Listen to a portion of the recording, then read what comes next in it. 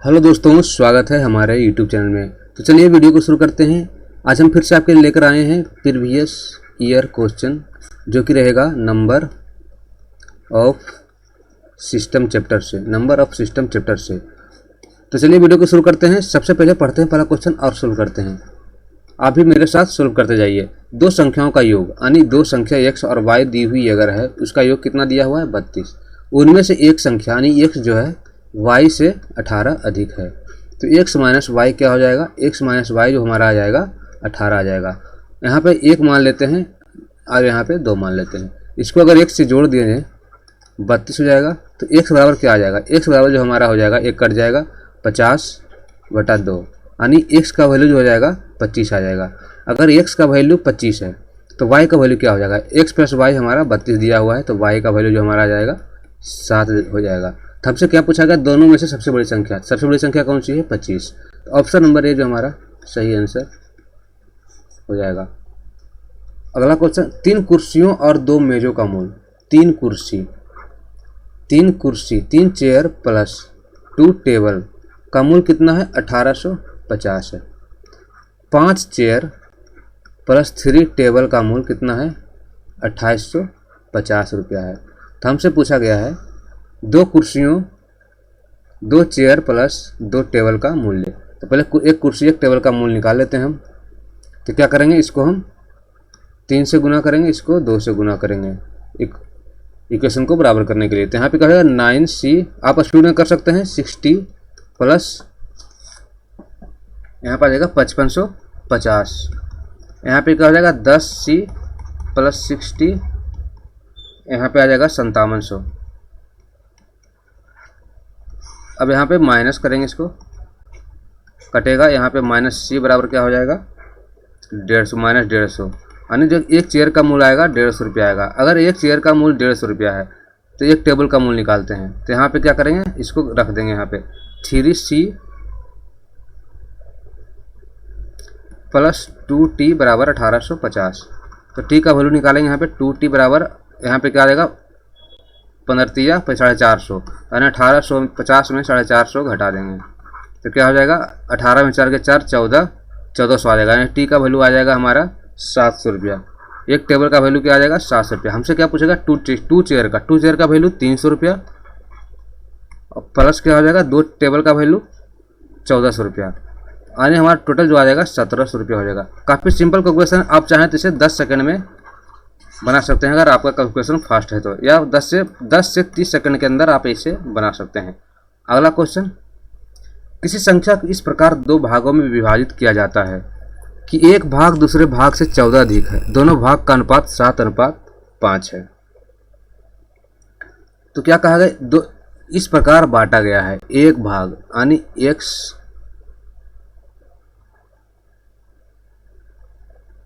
और y 2 संख्या दिया हुआ है। मान लीजिए इस प्रकार 2 भाग, एक भाग दूसरे भाग से 14 अधिक है, और दोनों का अनुपात दिया हुआ है 7:5 दिया हुआ है। तो क्या करेंगे हम? x प्लस 14 बटा x करेंगे, इसको 7/5 रहने देंगे। अगर y नहीं मानते हम यहाँ पे, क्योंकि अगर ये x है तो क्या हो जाएगा? x प्लस 14 हो जाएगा। इसको हम सोल्व करते हैं। इसको सोल्व कैसे करेंगे? 5x plus 70 equal to 7x। तो 2x बराबर क्या हो जाएगा? 70 आ जाएगा। x बराबर क्या हो जाएगा? 35 आ जाएगा। तो हमारा जो संख्या है वो है 35 है। ऑप्शन नंबर बी हमारा सही उत्तर हो जाएगा। अगला क्वेश्चन, अधिक किसी संख्या का 1/3, अगर x का 1/3 उस संख्या से 6 अधिक है तो x का वैल्यू मान लीजिए, वो संख्या ज्ञात कीजिए। तो xy3 बराबर x प्लस 6 दिया हुआ है, तो इधर आ जाएगा x बराबर 3x प्लस 18, यानी 2x बराबर -18। तो x का वैल्यू क्या आ जाएगा? -9 आ जाएगा। ऑप्शन नंबर डी हमारा सही उत्तर हो जाएगा। उज्ज्वल के पास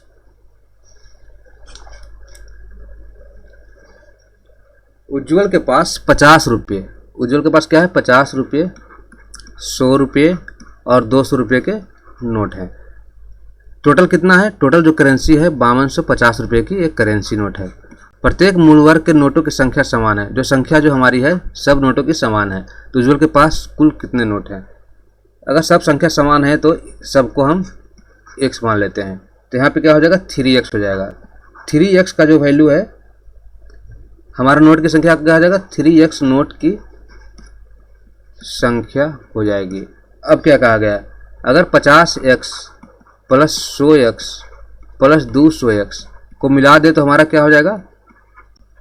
5250 हो जाएगा। तो यहाँ से x का वैल्यू निकालेंगे 350 हो जाएगा। यहाँ पे 350x हो जाएगा। यहाँ पे आ जाएगा 5250। इसको काट देंगे 0 से, इसको काटेंगे 15 बार में, तो x का जो वैल्यू आएगा 15 आएगा। तो हमसे पूछा है कुल नोटों की संख्या। कुल नोटों की संख्या कितना है? 3x। x का वैल्यू क्या आया? x का वैल्यू जो हमारा आया 15 आया। तो 3x बराबर क्या हो जाएगा? 15 गुना 3 यानी 45 हो जाएगा। ऑप्शन नंबर बी हमारा सही आंसर हो जाएगा। यदि दो संख्याओं का योगफल 25 है और गुणनफल 136 है तो उनके घनों का योगफल ज्ञात कीजिए।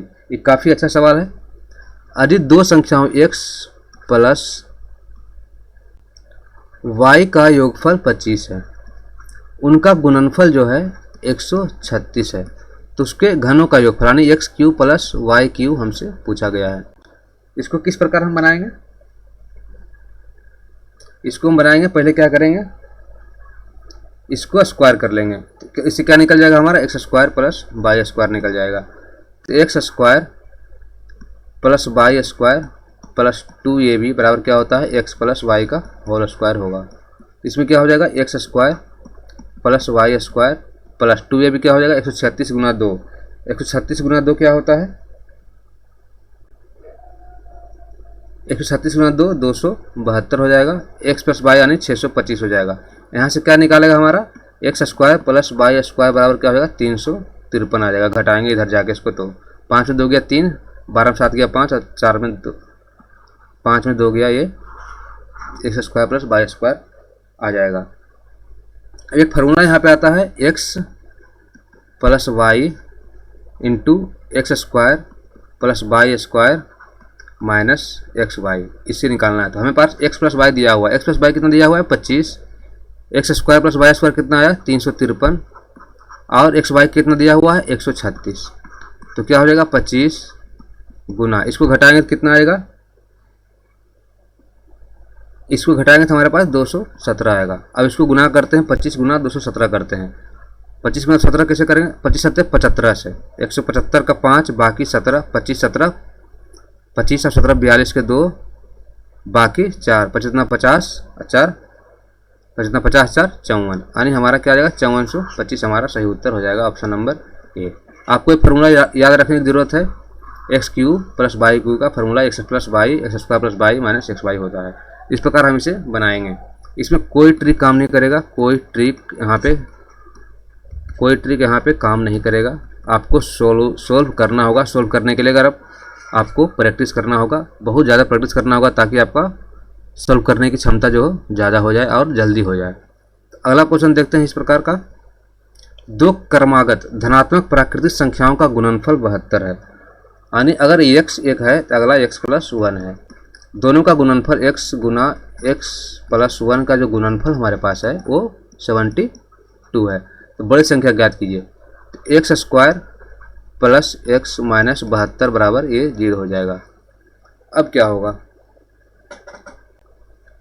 तो यहाँ पे या तो हम ऑप्शन से चलते हैं, इसको अगर सोल्व करेंगे, सोल्व भी कर सकते हैं। ऑप्शन क्या कहता है? 12 क्रमागत कहा तो 12 गुना 13, 12 गुना 13 ये नहीं आएगा, 72 नहीं आएगा किसी हालत में नहीं। ये 24 गुना 25 या 23 गुना 24, ये भी 72 नहीं आ रहा।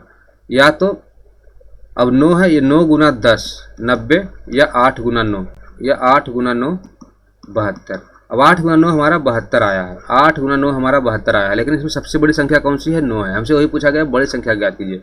तो बड़ी संख्या ऑप्शन नंबर सी है। इस प्रकार हम इसे बना सकते हैं। लेकिन अगर हम इसे मेथड से बनाएं तो इस प्रकार भी हम बना सकते हैं। चलिए मेथड से बनाते हैं इसको। इतना हमारा आ गया, तो इसमें क्या करेंगे?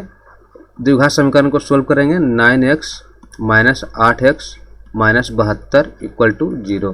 तो x को कॉमन लेंगे, x प्लस 9 -8 को कॉमन लेंगे, x minus x plus 9 sorry x plus 9 बराबर 0, तो x बराबर 8 और x बराबर -9। तो यहाँ पे धनात्मक पूछा गया है तो यहाँ पे धनात्मक लेंगे 9, यहाँ पे ले लेंगे हम 9, तो हमारा आंसर आएगा 8 और 9, इसमें से बड़ी संख्या जो क्या हो जाएगी, ऑप्शन नंबर सी हो जाएगी। अगला क्वेश्चन देखते हैं। दो संख्याओं का योगफल 20 है। दो संख्याओं का योगफल क्या है, हमारा 20 है। उनका अंतर जो है 16 है। बड़ी संख्या और छोटी संख्या का अनुपात ज्ञात कीजिए। तो क्या हो जाएगा, x बराबर क्या हो जाएगा, यहाँ पे इसको काट देंगे, x बराबर आ जाएगा हमारा 18 आ जाएगा। अगर x बराबर 18 है तो y बराबर 2 हो जाएगा। तो बड़ी संख्या और छोटी संख्या, बड़ी संख्या कौन सी है, 18/2 का इसका अनुपात कितना आ जाएगा, 9:1 आ जाएगा। Option number D. यहाँ कन्फ्यूज नहीं होना है, यहाँ भी 1:9 दिया हुआ है जो छोटी और बड़ी का अनुपात दिया हुआ है, हमें बड़ी और छोटी का अनुपात निकालना है, तो ऑप्शन नंबर डी हो जाएगा। अगला क्वेश्चन, 3 कुर्सियों और 2 मेजों की मूल्य 7,000 रुपया है और 5 कुर्सियों और 3 मेजों का मूल्य 11,000 रुपया है। तो 4 कुर्सियों और 2 मेजों का मूल्य ज्ञात कीजिए। इस क्वेश्चन को हम सोल्व नहीं करेंगे, इस क्वेश्चन को हम काफ़ी बार सोल्व कर चुके हैं अपने सीरीज में, तो आप इसे होमवर्क रख लीजिए। आप हमें कमेंट में ये क्वेश्चन का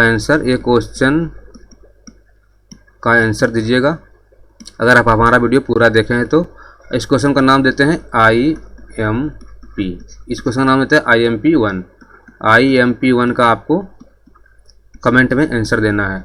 अगर कोई दिक्कत इस क्वेश्चन में हो तो हमें कमेंट में बोलिए सॉल्यूशन प्रॉब्लम, क्या बोलना है आपको, सॉल्यूशन प्रॉब्लम लिखना है, हम आपको अगले वीडियो में सॉल्व करके इसको दे देंगे। अगला क्वेश्चन, यदि 2 अंकों की संख्या का और उसके अंकों का आपस में बदल देने से बनी संख्या का योग 99 है और दोनों अंकों का अंतर 3 है।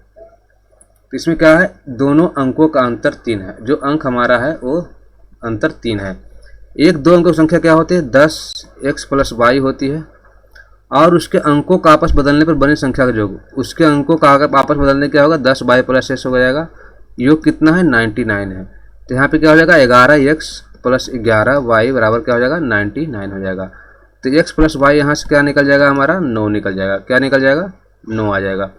अब संख्या ज्ञात कीजिए। तो हमारा x - y 3 दिया हुआ है, x + y क्या दिया हुआ है, 9 दिया हुआ है।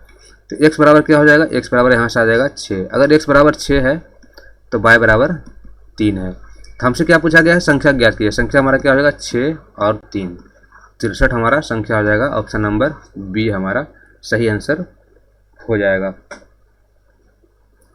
अगला क्वेश्चन, 2 अंकों की संख्या के अंकों का योगफल, 2 अंकों की एक संख्या है, उसके अंकों का योगफल 5 है। जब अंक उलट दिए जाते हैं, 10x + y था पहले, अब अंक क्या किए जाते हैं, उलट दिए जाते हैं। अंक उलट देने पर क्या होता है, संख्या 9 कम जाती है, यानी इससे 5 ज़्यादा हो जाती है। तो 10y + x + 5 हो जाएगा, कितना हमारा हो जाएगा, तो क्या हो जाएगा, इधर जाएगा 9x - 9y, यहाँ पे क्या है, 9 है, सॉरी यहाँ पे क्या है, फिर से बना लेते हैं इसको। 2 अंकों की संख्या के अंकों पर x + y = 5 है। 2 अंकों की संख्या के अंकों का योगफल 5 है जब अंक उलट दिए जाते हैं, यानी पहले क्या था, 10x + y था, अंक उलट जाते हैं तो संख्या 9 कम जाती है, यानी क्या हो जाती है, अंकों को उलट देने पे संख्या क्या हो गई, 9 कम गई। तो क्या हो जाएगा, इधर आएगा तो जाएगा 9x - 9y = 9। तो x - y यहाँ से क्या आ जाएगा, 1 आ जाएगा, जहाँ पे हमको x + y क्या दिया हुआ है, 5 दिया हुआ है, एक कर जाएगा, x बराबर यहाँ से आएगा 3, y बराबर हो जाएगा 2। परिवर्तित संख्या ज्ञात कीजिए, यानी 10y + x ज्ञात कीजिए। परिवर्तित संख्या क्या हो जाएगा, परिवर्तित संख्या हमारे पास आ जाएगा 23, क्या आ जाएगा, 23।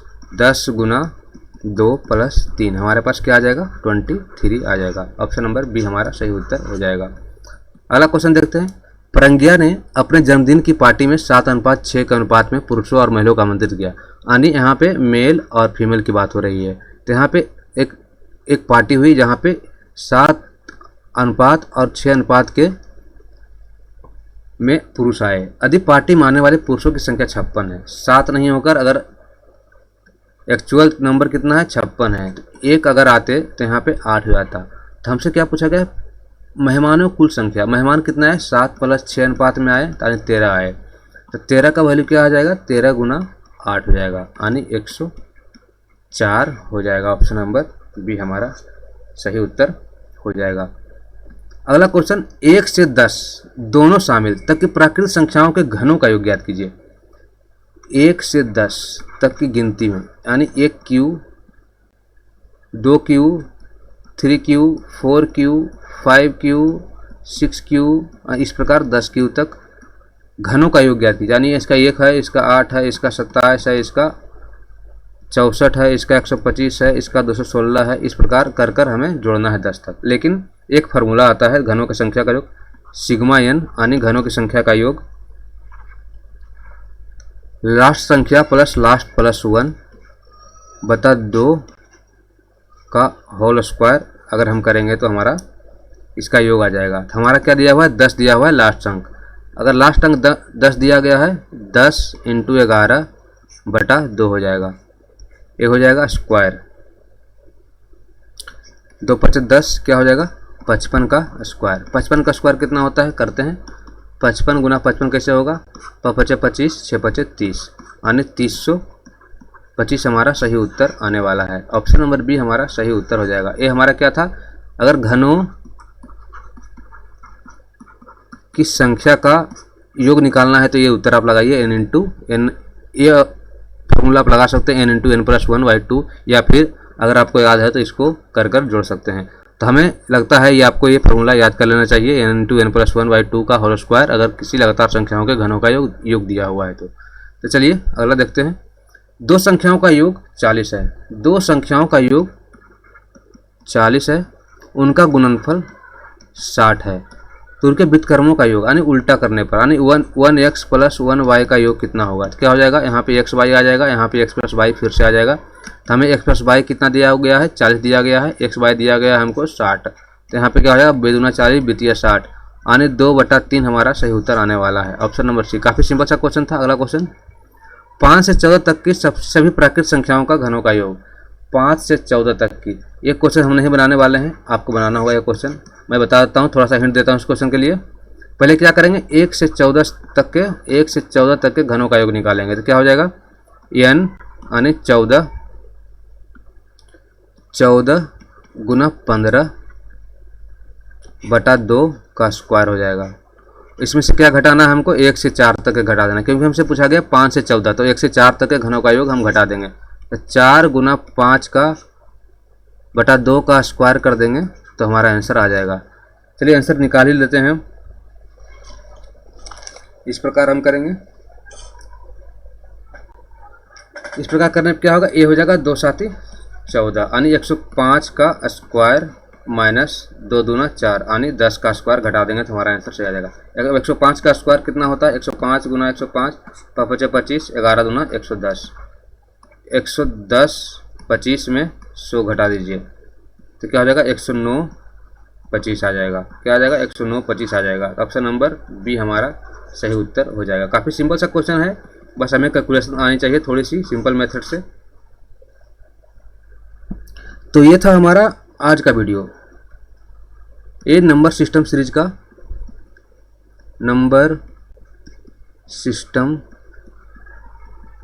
का ये वीडियो था, इसमें हमने PYQ सोल्व किया, जो कि काफ़ी अच्छे तरीके से हमने आपको सोल्व करके बताया, आपको सिखाया। तो हमारा वीडियो आपको अच्छा लगता है तो हमारे चैनल को सब्सक्राइब कर दीजिए, वीडियो को एक लाइक दीजिए और दोस्तों के साथ हमारे चैनल को, हमारे वीडियो को शेयर कीजिए ताकि उन्हें भी लाभ मिल सके। मिलते हैं अगले वीडियो में, तब तक के लिए जय हिंद।